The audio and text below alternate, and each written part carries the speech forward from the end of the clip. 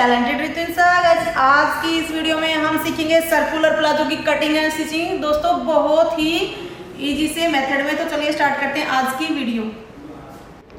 तो देखिए हमने फैब्रिक लिया है, ये 2.5-3 मीटर के करीब है। इसमें से हम सर्कुलर की कटिंग करेंगे।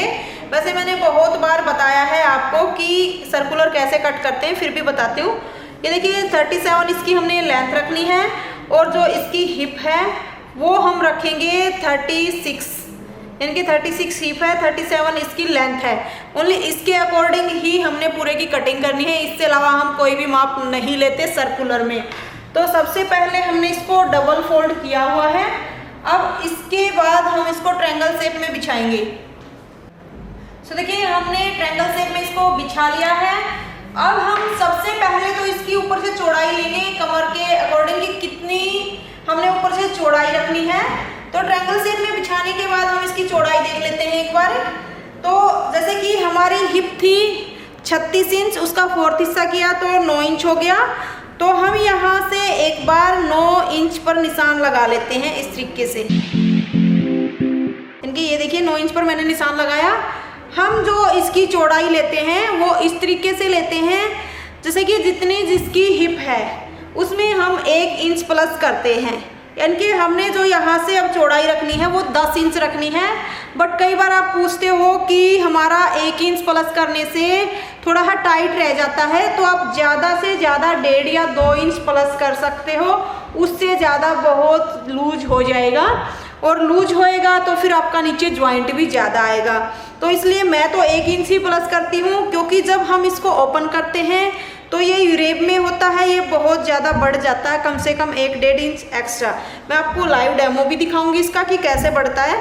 तो ये मैंने 9 इंच पर निशान लगाया इस तरीके से सीधा करके। अब हमने यहाँ से इसको माप लेना है, यानी कि ये निशान हमारा 12 इंच पे आया है।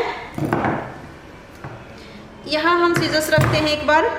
12-12 इंच पर हमने पूरे राउंड पर निशान लगा लेने हैं। अब हम इसको माप करके देखेंगे कि हमारा ये कितना हुआ। ये 9.5 पौने 10 के करीब आया है हमारा। हमें चाहिए 10 इंच। तो हम हल्का सा राउंड नीचे फैब्रिक चेक कर लेना है, बिल्कुल हल्का सा राउंड नीचे की तरफ ले लेते हैं सेम इसी तरीके से। तो हम जो कटिंग करेंगे वो यहाँ से करेंगे। अब ये हमारा 10 इंच ही है, यहाँ से इस तरीके से हमने राउंड बिल्कुल मापना होता है। ये 10 इंच है हमारा। अब हम इसकी लेंथ मापेंगे। तो लेंथ भी हम कैसे मापते हैं वो भी एक बार मैं बता देती हूँ। ऊपर जो हमने ये पक्का निशान लगाया है कटिंग का, यहाँ से ऊपर इंची टेप को 1 इंच ऊपर की तरफ निकालना है। निशान से ऊपर मैंने निकाला, उसके बाद जो लेंथ है उस पर निशान लगाना है। यानी कि हमारी जो लेंथ है वो है 37 पर मैंने निशान लगा दिया 1 इंच ऊपर माइनस करके। कई बार आप ये बोलते हो कि हमारा जो फैब्रिक है यानी कि सर्कुलर प्लाजो है एक साइड से लटकता है, तो वो किस वजह से लटकता है। तो मैं आपको बता दूं, जब आप इसको ट्रायंगल शेप में बिछाते हो उसको बिल्कुल प्रॉपर तरीके से ऐसे थोड़ा सा छटका के फिर बिछाया करो। जब इसको थोड़ा सा छटका के हल्का खींच करके बिछाते हो तो फिर आपका लटकेगा नहीं बिल्कुल भी। अब हमने यहाँ पर तो निशान लगा दिया 37 पर। अब हमने पूरे राउंड पर निशान लगाना है। तो उसके लिए थोड़ा इजी रहे हम कैसे निशान लगाते हैं। बिल्कुल कॉर्नर पर हमने इंची टेप को रखा है, ऊपर सीजर्स रख दी, फिर हमने चेक करना है हमारा ये निशान कहाँ तक आया। इनके 48 पर हमारा निशान आ गया। अब हमने 48 पर पूरे राउंड पर निशान लगा लेना है। नीचे हमारा ज्वाइंट आएगा। कई बार आप ये भी पूछते हो कि क्या ज्वाइंट आना जरूरी है क्या हर किसी प्लाजो में। तो बिल्कुल भी जरूरी नहीं है, वो हमारा फैब्रिक के ऊपर डिपेंड करता है कि फैब्रिक का पना है वो ज़्यादा चौड़ा है तो ज्वाइंट बिल्कुल नहीं आता। अगर फैब्रिक का पना कम है और हिप ज़्यादा है तो ज्वाइंट बहुत ज़्यादा भी आ सकता है।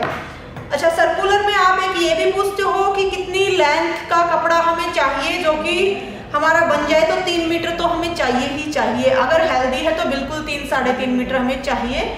और अगर पना चौड़ा है तो वो अलग बात है, बट नॉर्मल पने में 3-3.5 मीटर फैब्रिक हमें चाहिए। दूसरा फैब्रिक के बारे में मैं बताती हूँ। ये कौन सा फैब्रिक है, ये हमारा रिमोन का फैब्रिक है, जिसको आप सेंटून भी बोल सकते हैं, कुछ वैसा। तो सेंटून भी में भी आप बना सकते हो, बहुत अच्छा बनता है। अब हम यहाँ से इसकी कटिंग कर लेते हैं एक बार। यहाँ से भी हम इसकी कटिंग कर लेते हैं। अब हमने नीचे जो हमारा फैब्रिक थोड़ा सा ऊंचा रह गया एक तरफ का, उसमें ज्वाइंट लगाना है। तो वो ज्वाइंट हम कैसे लगाएंगे, ये देखिए इस तरीके से हमने नीचे वाला फैब्रिक उठाया और उसके बाद हमने इस तरीके से इसको रख देना है। नीचे भी हमारा ऊंचा नीचा है तो उसी तरीके से हम इसको भी एक बार रख लेते हैं। यहाँ से बिल्कुल इसको ऐसे सेट करेंगे और यहाँ तक इसको मिला देंगे।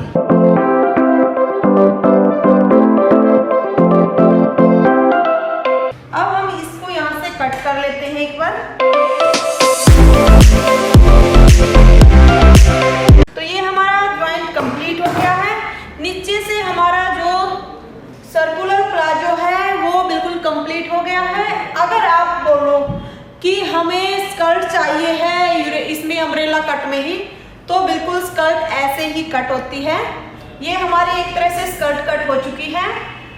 उसके बाद अगर आपको इसको अम्ब्रेला प्लाजो बनाना है, सर्कुलर प्लाजो बनाना है, तो उसका सिर्फ आसन और एक्स्ट्रा हमें लेना पड़ेगा।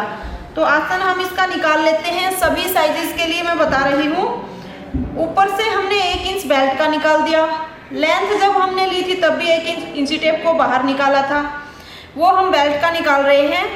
उसके बाद जितनी हमारी हिप है उसमें हमने 2.5 इंच एक्स्ट्रा यानी कि 2.5 इंच प्लस करने हैं।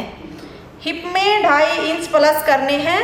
तो हम यहाँ से एक बार 9 पर निशान लगा लेते हैं। उसके बाद 2.5 इंच और एक्स्ट्रा ले लेते हैं। तो अब हम टोटल इसको माप कर देखेंगे कितना हुआ है। हमारा हो गया 11.5। तो 11.5 पर इस तरीके से हम निशान लगा लेते हैं।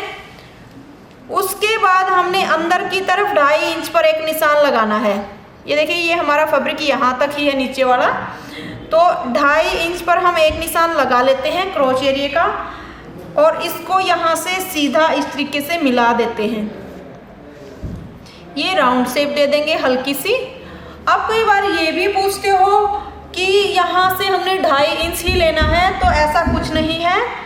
ये साइज के हिसाब से होता है। ज़्यादा हेल्दी साइज है तो हम 2.5 की बजाय 3, 3.5 तक भी रख सकते हैं। नॉर्मल सभी साइज के लिए हम 2.5 रख सकते हैं। अगर थोड़ा और कम साइज है तो हम 2 इंच भी रख सकते हैं। तो अब हम इसकी यहाँ से कटिंग कर लेते हैं। यहाँ से भी इसको सीधा कर देंगे एक बार। तो देखिए हमारा जो प्लाजो है कटिंग हो के बिल्कुल रेडी हो चुका है। अब हमने इसकी जो बेल्ट है वो कट करनी है। तो बेल्ट के लिए भी हम सेम इसी में से फैब्रिक कट कर लेते हैं। तो ये हमारी बेल्ट के लिए हमने फैब्रिक ले ली। ये एक्स्ट्रा है, कोई दिक्कत नहीं। जब हम इसको स्टिच करेंगे तो एक्स्ट्रा को कट कर देंगे। ये लगभग 4 इंच चौड़ी हम पट्टी रखते हैं। तो आई होप आपको कटिंग बहुत अच्छे से समझ आई होगी। अब हम इसकी आपको स्टिचिंग दिखाते हैं। सो गाइस ये देखिए अब हम इसकी आपको स्टिचिंग दिखा रहे हैं। तो सबसे पहले हमने जो ज्वाइंट है इनके वो जोड़ लेने हैं। ज्वाइंट जोड़ने के बाद हम दोनों आसन स्टिच कर लेंगे। इस तरीके से एक आसन हम यहाँ से स्टिच कर लेंगे, एक यहाँ से स्टिच कर लेंगे। फिर हम दोनों आसन को ऐसे पकड़ के गिदरी की सिलाई लगाएंगे। बहुत ही इजी सा और बहुत ही जल्दी बनने वाला प्लाजो होता है ये। और ये बेल्ट हम इसकी यहाँ से इस तरीके से 4 इंच की हमने जो 2 पट्टियाँ कट की हैं ऊपर की तरफ ऐसे नेफा तैयार करके जो फोल्ड करते हैं इस तरीके से तैयार कर देंगे। बाद में इलास्टिक डाल के रेडी होने के बाद हम आपको फाइनल लुक जरूर दिखाएंगे। बट मैं एक बार आपको ये दिखाना चाहती हूँ कि हमने जो चौड़ाई इसकी ली थी वो ये देखिए, अगर हम खोल के देखते हैं तो ये हमारी कितनी हो गई है। तो ये हमारी 21.5 के करीब है और हमने ओनली 20 इंच ही ली थी। तो तभी मैं बोलती हूँ कि हम 1 इंच एक्स्ट्रा लेते हैं तो भी हमारा काम चल जाता है। तो चलिए हम इसका फाइनल लुक देखते हैं। तो देखिए गाइस बहुत ही सुंदर हमारा सर्कुलर बनके रेडी हुआ है। कहीं से भी इसमें कुछ भी ऊंचा नीचा या फिर कुछ भी नहीं है। बहुत सुंदर इसका राउंड बना है और ये देख सकते हो आप कहीं से भी नहीं उठ रहा है। नीचे हमने पिको की है, ये विदाउट बहुत जल्दी ये सिल के रेडी हुआ। अभी आपको जैसे ही कटिंग दिखाई थी साथ ही साथ हमने स्टिच किया है। यहाँ तक आपने देखा उसके लिए थैंक यू।